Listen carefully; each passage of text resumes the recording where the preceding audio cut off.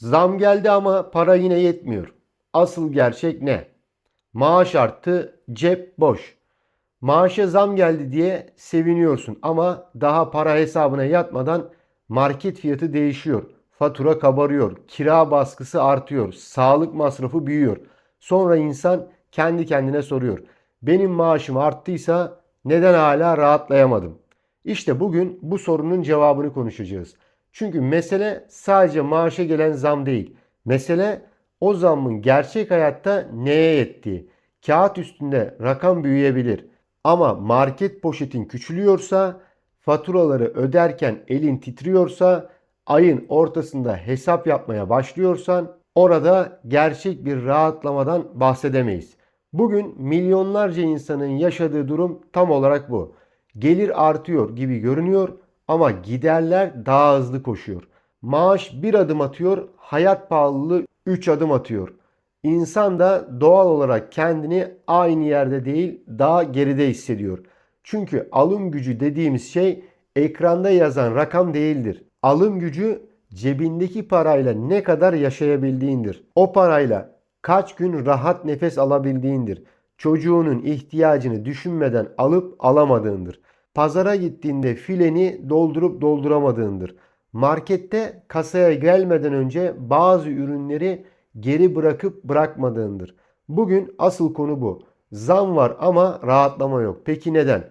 Çünkü zam çoğu zaman geçmişte kaybedilen alım gücünün sadece küçük bir kısmını geri veriyor.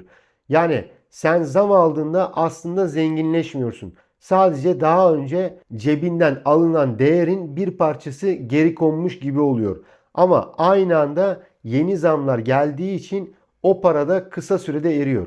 Bakın, bir evin ekonomisi tek kalemden oluşmaz. Sadece ekmek, süt, peynir değil. Kira var, elektrik var, su var, doğalgaz var, internet var, telefon var, ulaşım var, sağlık var, okul masrafı var, kredi kartı var, beklenmeyen tamir var. Evde bozulan bir cihaz var, arabası olan için bakım var, sigorta var, yakıt var, çocuğu olan için bambaşka giderler var. Bunların hepsi birleşince maaşın üzerine yükleniyor. Ve bir noktadan sonra insan şunu hissediyor. Ben çalışıyorum ama para benden hızlı kaçıyor.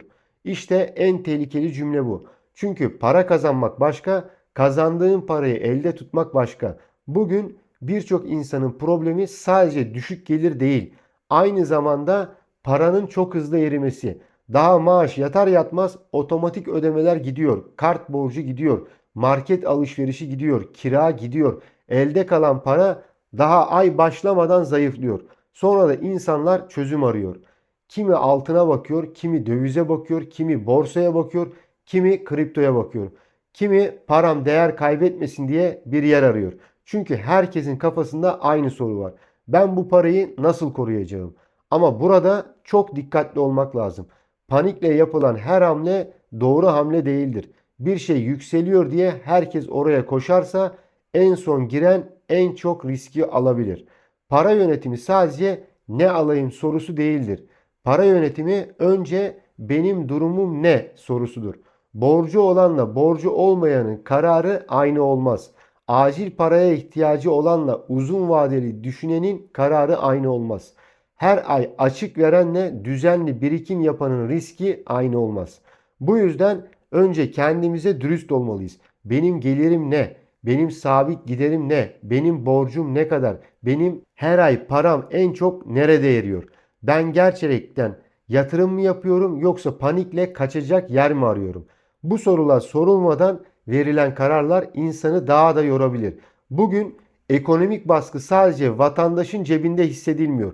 Esnaf da hissediyor, üretici de hissediyor, çalışan da hissediyor, emekli de hissediyor. Çünkü maliyetler yükseldiğinde zincirleme bir etki oluşuyor. Üretim pahalılaşıyor, kredi pahalılaşıyor, iş yapmak zorlaşıyor, insanlar harcamalarını kısıyor.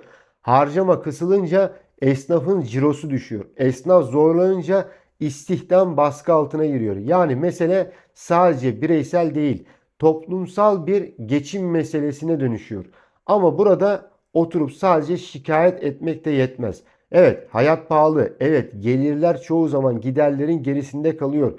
Evet, insanların sırtındaki yük ağır ama yine de bireysel olarak alabileceğimiz bazı önlemler var. Birincisi, maaşa zam geldiği anda harcamayı artırmamak. Çoğu insan zam aldığı ay hemen rahatladığını sanır ve harcamayı büyütür. Zaten zam geldi diyerek daha rahat davranır. Ama dikkat etmezsen o zam daha ilk ay bitmeden yok olur. Bu yüzden maaş artısı geldiğinde önce bir kısmını korumaya almak gerekir. İkincisi, küçük giderleri hafife almamak. Abonelikler, paketler, dışarıdan siparişler, plansız alışverişler, küçük bir şey diye alınan ürünler. Bunlar tek tek bakınca önemsiz görünür ama ay sonunda ciddi para eder. Bazen bütçeyi büyük harcamalar değil, tekrar eden küçük sızıntılar bozar. Üçüncüsü, kredi kartını gelir gibi görmemek. Kredi kartı maaş değildir. Kredi kartı gelecek ayın parasını bugünden kullanmaktır. Eğer kontrol sende değilse kart seni rahatlatmaz. Sadece sıkıntıyı erteler. Ertelenen sıkıntı da büyüyerek geri gelir. Dördüncüsü, birikimi para artınca yapılacak bir şey sanmamak. Birikim para çok olunca başlamaz. Sistem kurulunca başlar. Az da olsa düzenli ayırmak, hiç ayırmamaktan iyidir. Çünkü burada önemli olan sadece miktar değil, alışkanlıktır. Beşincisi, kendi ekonomik gerçeğini bilmek. Herkesin hayatı farklı. Herkesin kira durumu, borcu, ailesi, geliri, sorumluluğu farklı. Bu yüzden başkasının yaptığı hamle sana uymayabilir. Başkasının aldığı risk sana ağır gelebilir. Başkasının kazandığı yerden sen zarar edebilirsin. Bu yüzden para konusunda en büyük güç kendi durumunu net bilmektir. Bugün asıl mesele şu. Rakamlar büyüyor ama insanın içindeki güven büyümüyor. Maaş artıyor ama huzur artmıyor. Gelir yükseliyor gibi oluyor ama hayat daha hızlı pahalanıyor. Ve vatandaş şunu çok net hissediyor. Ben eskisi kadar rahat değilim. İşte bu his önemli. Çünkü ekonomi sadece tablolarla değil, insanların günlük hayatıyla ölçülüyor. Bir insan çalıştığı halde temel ihtiyaçlarını düşünerek alıyorsa orada sorun vardır. Bir emekli yıllarca çalıştıktan sonra hala ay sonunu hesaplıyorsa orada sorun vardır. Bir genç gelecek kurmak yerine sadece bugünü kurtarmaya çalışıyorsa orada sorun vardır. Bu videoda kimseye hayal satmak istemiyorum. Şunu al zengin olursun, bunu yap kurtulursun demiyorum. Ama şunu söylüyorum. Gözümüzü açmak zorundayız. Paramızın nereye gittiğini görmek zorundayız. Gelirimizle giderimiz arasındaki farkı bilmek zorundayız. Açıklanan rakamla yaşadığımız gerçek arasındaki farkı fark etmek zorundayız. Çünkü parayı korumanın ilk adımı gerçeği görmektir. Bugün cebindeki para eskisi kadar güçlü değilse bunu sadece kendi hatan sanma. Ama tamamen çaresiz de kalma. Harcamalarını yaz. Borcunu kontrol et. Küçük sızıntıları kapat. Panikle karar verme. Her yükseleni fırsat, her düşeni felaket sanma. Unutma, para önce korunur, sonra büyür. Delik kovaya ne kadar su koyarsan koy, o kova dolmaz.